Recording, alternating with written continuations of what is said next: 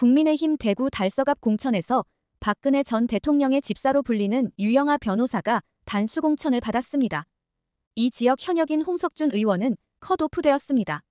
홍석준 의원은 대구 의원 최초로 윤석열 후보 지지 선언과 함께 대구 총괄선 대본부장을 맡았던 인물입니다. 홍 의원은 본인의 페이스북에 윤석열 대통령과 찍은 사진을 게시하며 친분을 과시하기도 했지만 결국 컷오프되어 충격이 클 것으로 예상됩니다.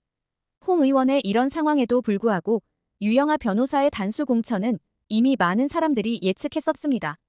윤석열 대통령이 최근에 전국을 떠돌며 민생 토론회를 한 것 외에 유일하게 기억나는 일이 바로 박근혜 전 대통령과 3번이나 만난 일이기 때문입니다. 윤 대통령 본인이 수사해 감옥에 보냈던 박근혜 전 대통령을 만날 때마다 유영하 변호사는 모습을 나타냈습니다. 수첩을 들고서 말이죠. 많은 국민들이 탄핵을 떠올릴 때마다 수첩과 태블릿 PC를 기억할 수밖에 없을 건데 말입니다.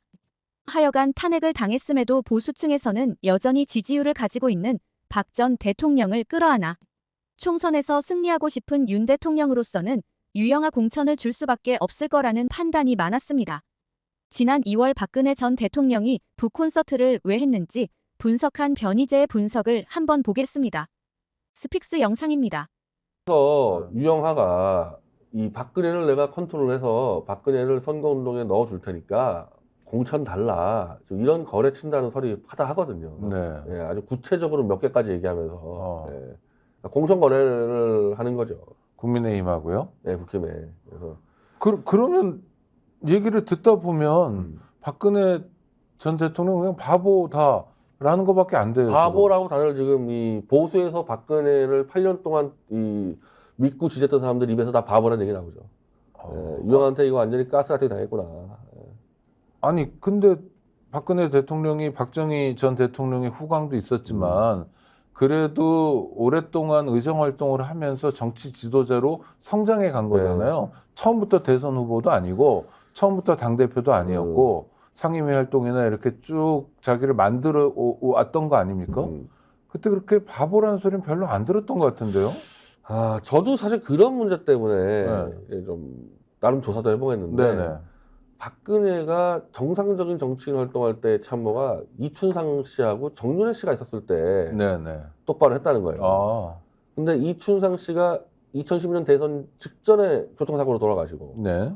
그리고 정권 잡은 다음에 정윤회 씨하고 최순실이 이혼을 하면서 정윤회 씨가 떠나버리거든요. 네. 그때 이제 최순실이 좌지우지하면서 다물어진 거고 이제 최순실이 이제 가니까 유영하가 또 좌지우지하면서 다물어지는 거고.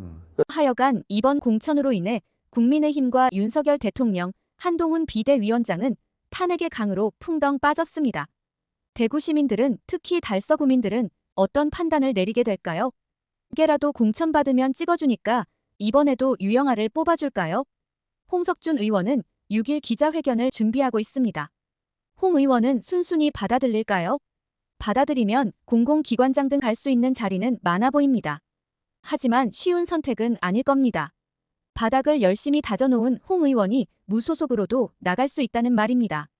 더불어민주당은 성명을 통해 윤석열 대통령과 한동훈 위원장 본인이 수사에서 징역 24년이 확정된 범죄인의 변호를 맡았던 사람들을 공천하는 것은 결국 스스로 용산 핫바지임을 증명한 것이라고 비난했습니다.